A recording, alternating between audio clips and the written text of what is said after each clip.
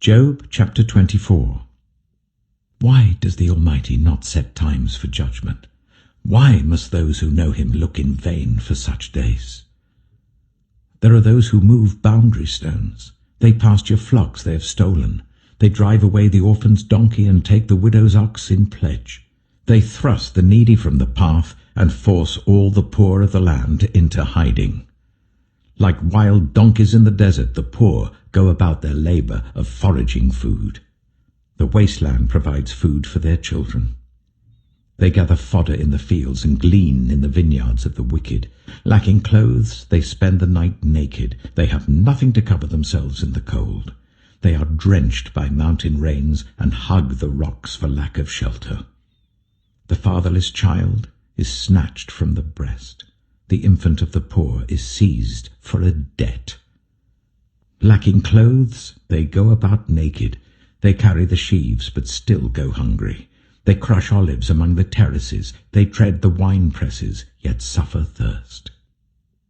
The groans of the dying rise from the city, and the souls of the wounded cry out for help. But God charges no one with wrongdoing. There are those who rebel against the light, who do not know its ways or stay in its paths. When daylight is gone, the murderer rises up, kills the poor and needy, and in the night steals forth like a thief. The eye of the adulterer watches for dusk. He thinks, no eye will see me, and he keeps his face concealed. In the dark, thieves break into houses, but by day they shut themselves in. They want nothing to do with the light. For all of them, midnight is their morning. They make friends with the terrors of darkness. Yet they are foam on the surface of the water. Their portion of the land is cursed, so that no one goes to the vineyards. As heat and drought snatch away the melted snow, so the grave snatches away those who have sinned.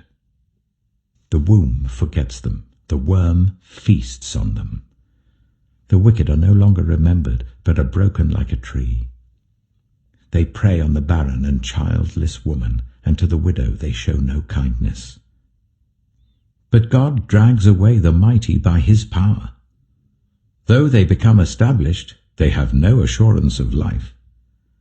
He may let them rest in a feeling of security, but his eyes are on their ways. For a little while they are exalted, and then they are gone. They are brought low and gathered up like all others. They are cut off like ears of corn. If this is not so, who can prove me false and reduce my words to nothing? Job chapter 25. Then Bildad the Shuhite replied, Dominion and awe belong to God. He establishes order in the heights of heaven. Can his forces be numbered? On whom does his light not rise? How then can a mortal be righteous before God? How can one born of woman be pure? If even the moon is not bright, and the stars are not pure in his eyes, how much less a mortal, who is but a maggot, a human being, who is only a worm. Job chapter 26. Then Job replied, How you have helped the powerless! How you have saved the arm that is feeble!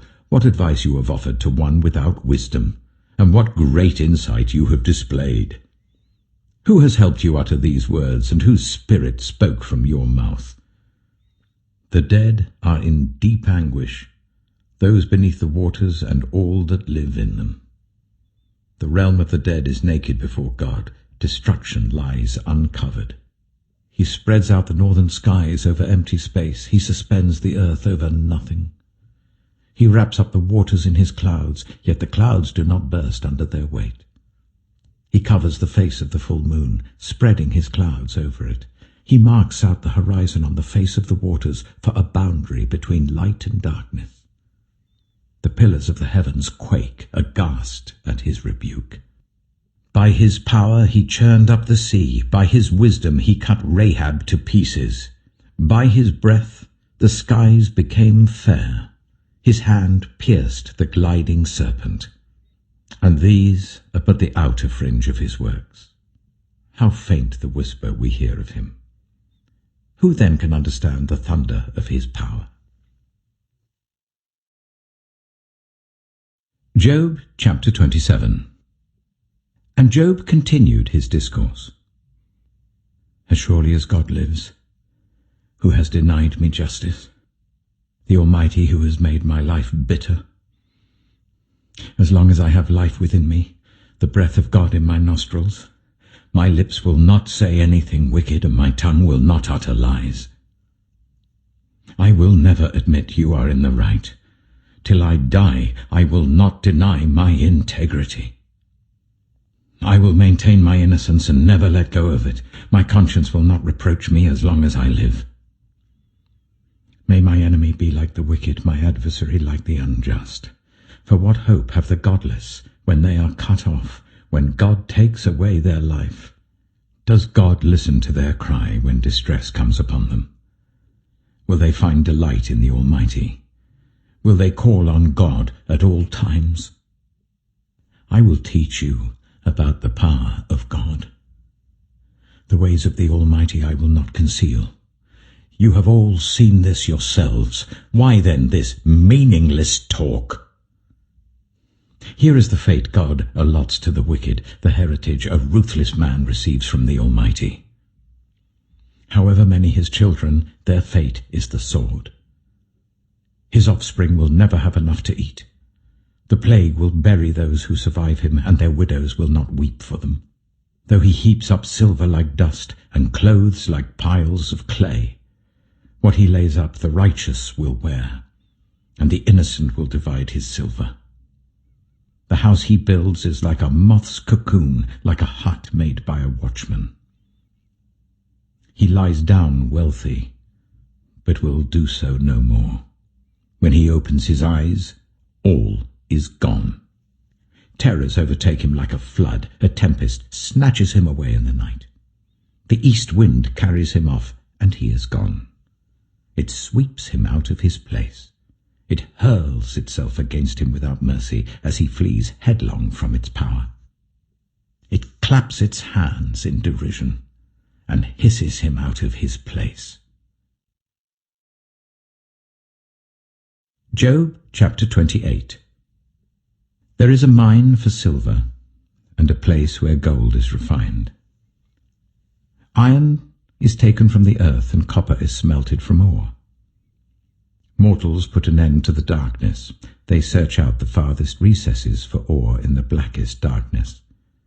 Far from human dwellings they cut a shaft in places untouched by human feet. Far from other people they dangle and sway. The earth from which food comes is transformed below as by fire. Lapis lazuli comes from its rocks, and its dust contains nuggets of gold. No bird of prey knows that hidden path. No falcon's eye has seen it.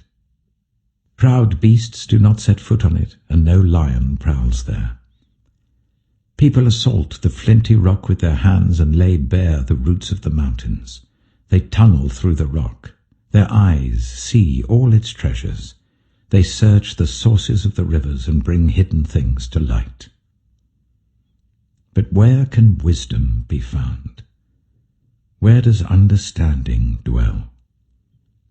No mortal comprehends its worth. It cannot be found in the land of the living. The deep says, "It is not in me." The sea says, "It is not with me." It cannot be bought with the finest gold, nor can its price be weighed out in silver. It cannot be bought with the gold of Ophir, with precious onyx or lapis lazuli. Neither gold nor crystal can compare with it, nor can it be had for jewels of gold. Coral and jasper are not worthy of mention. The price of wisdom is beyond rubies.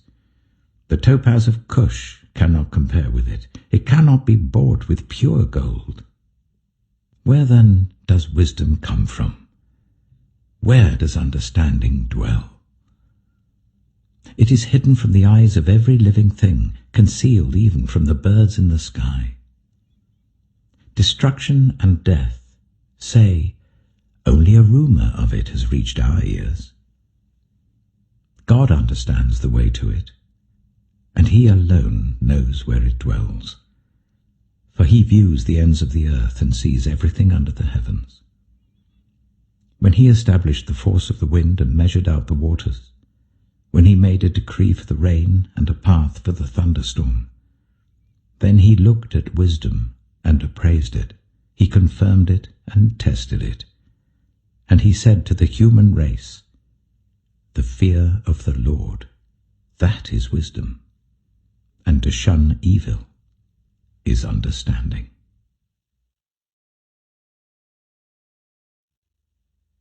Psalm 129. They have greatly oppressed me from my youth. Let Israel say, they have greatly oppressed me from my youth, but they have not gained the victory over me. Ploughmen have ploughed my back and made their furrows long, but the Lord is righteous. He has cut me free from the cords of the wicked.